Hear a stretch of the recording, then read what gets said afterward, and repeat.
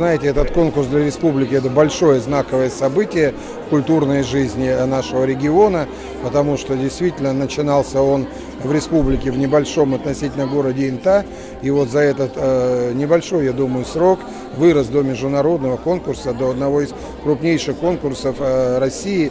И действительно этот конкурс рассказывает о республике, он популяризирует республику. И я думаю, что, так сказать, к столетию это действительно, наверное, первое столь масштабное культурное событие, которое начало свою деятельность уже в рамках празднования столетия республики, которое мы отметим в 2021 году.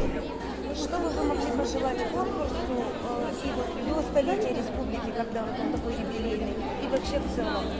Ну, я думаю, что конкурсу все мы желаем, конечно же, успехов, конечно же, открытия новых талантов, потому что ребята действительно замечательно поют со всей страны и не только с России. Поэтому в первую очередь хочется пожелать конкурсу открытия новых звезд, хочется пожелать дальнейшего развития. Вот этот конкурс у нас рекордный, но я думаю, что то количество участников, которое сегодня у нас заявлено, это далеко не предел. И с каждым годом конкурс будет только набирать, расти по своему классу, по своему уровню, по таланту тех ребят, которые будут в нем участвовать.